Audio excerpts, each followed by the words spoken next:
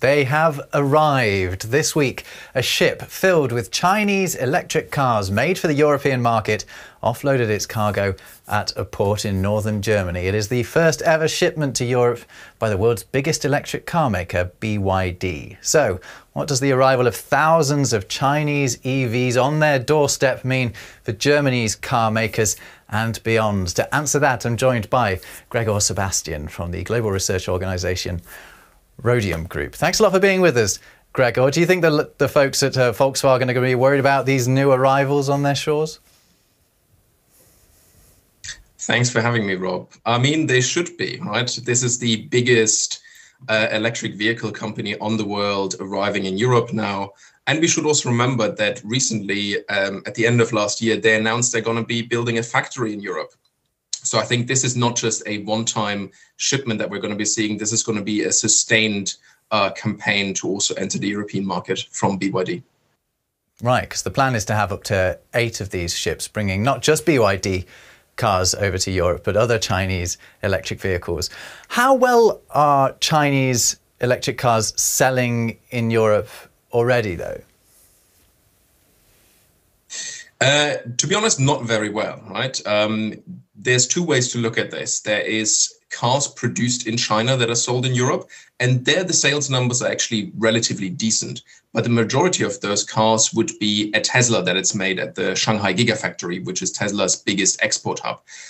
There's also a couple of Volvo vehicles in there, a couple of MG vehicles, which is owned by a Chinese state-owned enterprise. But the actual Chinese brands like a BYD or NIO, these kind of newcomers, they are not doing too well yet. And partly this is due to because they have been focused on China's domestic market, which until recently has been growing a lot faster than other markets, including Europe.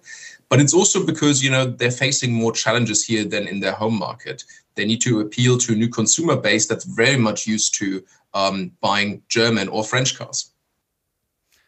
Yeah, and I think at least European car makers have been telling themselves this, but also commentators have been saying the same thing, that Europeans might not want to buy Chinese cars because Chinese cars don't have the best reputation. But is that a bit of a naive idea, given how well they are selling in their domestic market and the fact that the quality doesn't appear to be particularly in question? Yeah, I mean, if you look at the safety ratings that Chinese cars have received recently, they're doing really well in terms of the safety, right?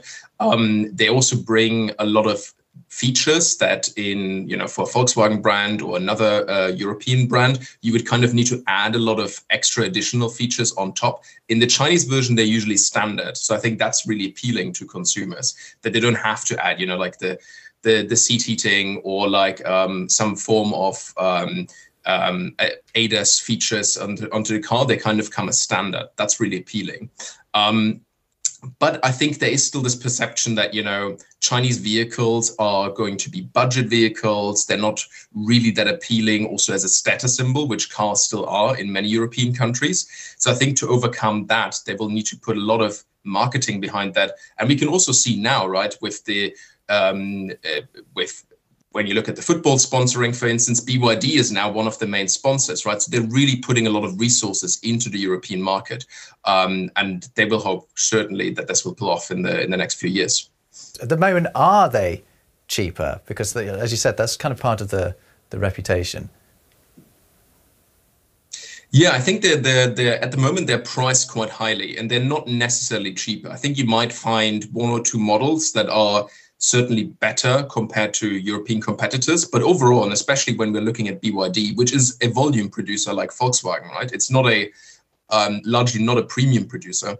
And their vehicles are actually not necessarily that much cheaper than a European equivalent, which is a little bit odd because in their home market, these vehicles often cost 60 or 70% less in their home market. So I think what BYD is trying to do at the moment is trying to avoid this reputation as a budget brand. Plus, I think there's also a worry that, the EV market in general at the moment is not doing too well. And by going in too cheap, they're going to cement their position as, we're just a volume producer and we're not going to conquer the kind of segments where an Audi or BMW is also present, which they ultimately want to do, right? They have brought out a new brand, the Yangwang, which is really targeting the premium segment.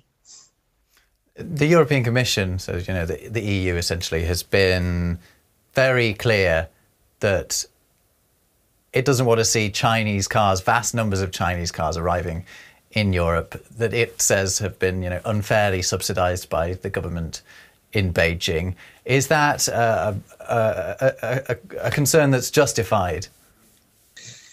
Well, we'll have to see, right? I mean, there's certainly a lot of industrial policy support that has been going to Chinese electric vehicle makers, both Chinese brands, but also foreign brands present in China. There's cheap financing, right? Loans that go into manufacturing bases. There's support for research and development activities. And on top of that, you also have the normal purchasing subsidies that are also available in many European countries that have supported the growth of China-based car makers. And I think that the EU is ultimately going to determine that Chinese EV makers have benefited from subsidies, which will then result in a higher duty on their imports to the EU. And that's obviously going to be a problem for a lot of these car makers going forward, whether exports are still going to be sustainable under those conditions. In the meantime, our governments in France and Germany, for example, obviously, who both have enormous car industries, are they doing anything to try and protect their domestic car makers? Well, I mean, in Germany, we have the odd situation at the moment that there's a budget crisis, which has meant that the EV purchasing subsidies have been scraped completely. So that obviously has an effect on all producers, but the Chinese producers in particularly, because they're really only coming in to the European market with EVs, right? They're not really selling internal combustion engine vehicles in large numbers. So that has a negative effect on them, more so maybe than some European producers, which balance kind of an EV portfolio with an internal combustion engine portfolio. In France, the government has taken a more active stance vis-a-vis Chinese vehicles. They have tweaked their existing electric vehicle purchasing subsidies in a way that it basically excludes Chinese vehicles without naming them as we're excluding Chinese vehicles. They have looked at CO2 emissions during the production process, and because China is using a lot of coal for the production of batteries and the vehicles, and also because there's a lot of transport involved, right, which also uses gas and oil. That basically results in them being excluded, and that is really aimed at excluding Chinese vehicles first and foremost. Europe's car makers can obviously help themselves as well when it comes to competing with Chinese car makers, and I'm sure they are lobbying their governments for the sort of move that I've just been talking about. But what can car makers in Germany do to remain competitive and get ahead and stay ahead of China's electric vehicle? Well, what they're trying to do at the moment is twofold, right? First of all, they're increasing their own research and development expenses to actually compete with Chinese vehicles, which currently, at least when you look at battery technology, are often a little bit more advanced. And the second thing is that they're also buying Chinese expertise, right? So Volkswagen, for instance, already a couple of years ago, bought a majority share in Gotion High Tech, which is a Chinese battery maker. They've recently taken a small minority share as well in Xpeng, a Chinese electric vehicle maker. And the same is true for Stellantis, which is the kind of mainly French but international conglomerate of multiple European and American brands. They've also bought a 20% stake in Leapmotor, which is another Chinese EV maker. So it's really kind of trying to leverage the existing expertise in China and use that both for the China market, but then also internationally. So have European car makers become to some extent reliant on China? And of course, we should talk about how reliant they are on Chinese components for their own electric vehicles. Very much so. I mean, already in the era of internal combustion engine vehicles 2-3 years ago, there was a shortage of aluminium, which is obviously needed for automotive production here in Europe. And a lot of that was coming from China. So already then there were certain dependencies when you look at procurement for raw materials on China. But this has only increased in the era of electric vehicles because together with South Korea and Japan, China is really ahead in the battery field. And especially when you look at the upstream processes of refining of minerals like lithium and cobalt, there's really no way around China at the moment. So you could really put it as that electric vehicles has meant that the dependency of the European car industry has increased on China rather than decreased. Is that something, therefore, that the likes of the EU need to take into account when it comes to any attempts to restrict the import of Chinese vehicles? Certainly. I mean, this is also why there were some voices, for instance, from the German car association VDA, that have been a little bit more critical of that positioning by the EU, right? And also some member states were not particularly outspoken in favor of this probe because they also see China potentially retaliating against Europe or individual companies in Europe. We've also seen that Beijing, the government in Beijing, has in recent months increased controls on the export of certain materials like graphite, which are also needed for battery production. So Beijing is really trying to build up its arsenal of potentially retaliatory measures that they have. And we have to remember that the EV industry is, a really major driver of growth in China in recent months. So they want to protect that with all means necessary. Meanwhile, here in Europe, we have these 5,000 cars that have just arrived from China, plans for a BYD factory, as you mentioned, in Hungary.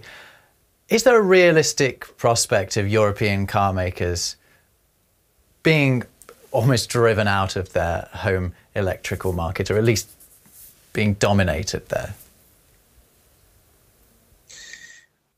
At the moment, I think that I can't really see that happening, right? I think what we'll see is most likely that Chinese car makers are going to come in like Japanese or Korean car makers a couple of decades ago, and they're going to take most likely a small chunk of the market.